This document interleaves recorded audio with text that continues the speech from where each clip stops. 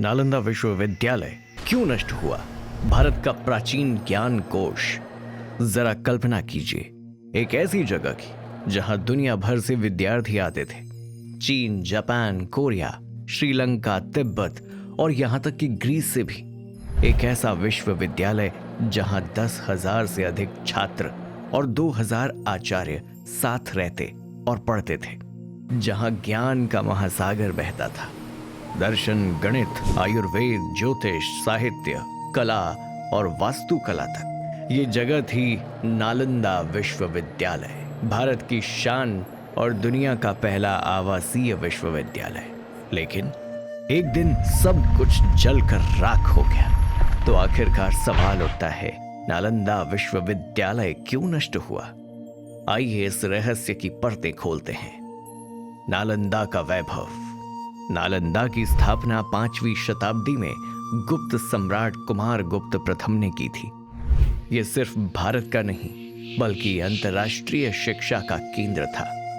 यहाँ का विशाल पुस्तकालय धर्मगंज कहलाता था, जिसमें 3 मुख्य भवन थे, रत्न सागर, रत्नादधि और रत्नरंजक। इसमें 90 लाख से अधिक पांडुलिपियां रखी गई थी। विषय वेद, बौद्ध दर्शन, ज्योतिष, चिकित्सा, गणित, तर्कशास्त्र, व्याकरण और रसायन शास्त्र तक।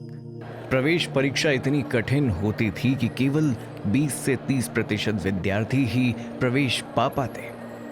यहाँ विद्वान जैसे आचार्य शीलभद्र, गणितज्ञ आर्यभट्ट और चीनी यात्री हेनसांग तथा यीजिंग जुड़े हुए थे। 12वीं शताब्दी में भारत पर विदेशी आक्रमण बढ़ गए। 1193 ईस्वी में तुर्क सेनापति बख्तियार खिलजी बिहार पहुंचा। उसका मकसद सत्ता और धर्म का विस्तार था। उसने नालंदा के शांत वातावरण को खतरा माना। कुछ इतिहासकार लिखते हैं कि जब वो बीमार हुआ तो भिक्षुओं ने उसका इलाज आयुर्वेद से किया, पर उसने इसे जादू टोना समझा और क्रोध में आ गया। उसने अपनी सेना के साथ हमला किया। हजारों भिक्षु मारे गए।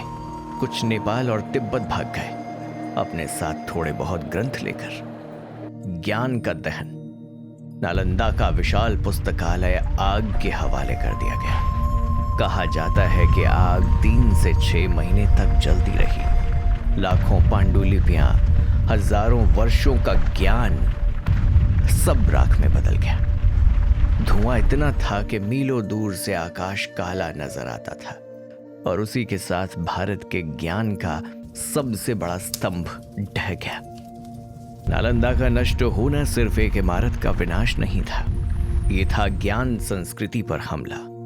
भारत, जिसे विश्व गुरु कहा जाता था, अब उसका सबसे बड़ा प्रतीक मिट चुका था। इससे भारत की वैज्ञानिक और चिकित्सा प्रगति को गहरा धक्का लगा। उसी समय यूरोप पुनर्जागरण की ओर बढ़ रहा था, जबकि भारत अपने ज्ञान कोश के जलने से जूझ रहा था। अगर नालंदा बचा रहता तो शायद दुनिया का इतिहास कुछ अलग होता। लेकिन नालंदा की गूंज पूरी तरह खामोश नहीं हुई।